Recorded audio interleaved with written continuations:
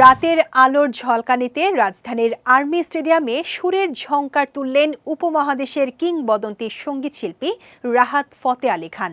কাওয়ালিতে শ্রোতারা যেমন ছিলেন মন্ত্রমুগ্ধ, তেমনি হিন্দি চলচ্চিত্রের মেলোডি গানেও ছুঁয়ে দেন মন। সুরের জাদুকরের কণ্ঠের সঙ্গে তালে তালে দোলে রাজধানীর আর্মি স্টেডিয়াম। জুলাই আগস্টের উত্তাল সেই দিনের কথা ভোলেননি কেউ। রক্তের বিনিময়ে পাওয়া নতুন বাংলাদেশের মুক্ত পরিবেশে বরাবরই তারুণ্যের উন্মাদনা।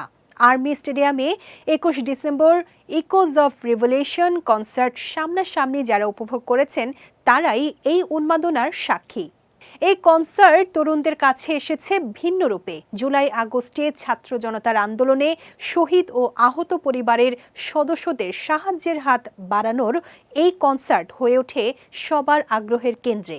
বিচিত্র সুরের অবগাহনে কেটেছে ভিন্ন এক রাত। সুরের স্রোতধারার সঙ্গে প্রতিবাদী স্লোগান মুখর হয়ে ওঠে পুরো প্রাঙ্গণ।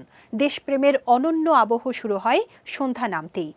এ সময় জনপ্রিয় ব্যান্ড দল চিরকুটের বাদ্যযন্ত্রীরা জাতীয় সঙ্গীতের সুর চিরকুট মঞ্চ ছাড়ার আগে মুহুর্মুহু করতালিতে ব্যান্ডটির প্রতি ভালোবাসার জানান দেন শ্রোতারা। কনসার্টের অন্যতম আকর্ষণ ছিলেন সঙ্গীতশিল্পী রাহাত ফতে আলী খান।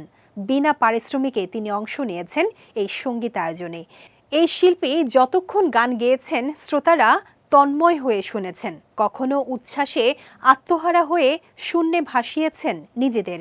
রাত ৯টা ৫৫ মঞ্চে ওঠেন রাহাত ফতে আলী খান।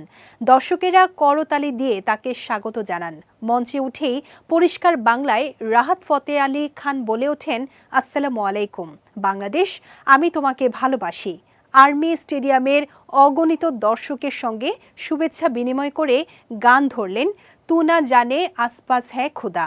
এরপর একে একে তিনি শোনান তার গাওয়া পরিচিত গানগুলো। যৌথভাবে এই কনসার্টের আয়োজন করেছে স্পিরিটস অফ জুলাই প্ল্যাটফর্ম ও স্কাই ট্র্যাকার লিমিটেড। কনসার্টের পুরো উপস্থাপনায় ছিলেন জুলহাজ জুবায়ের ও দীপ্তি চৌধুরী।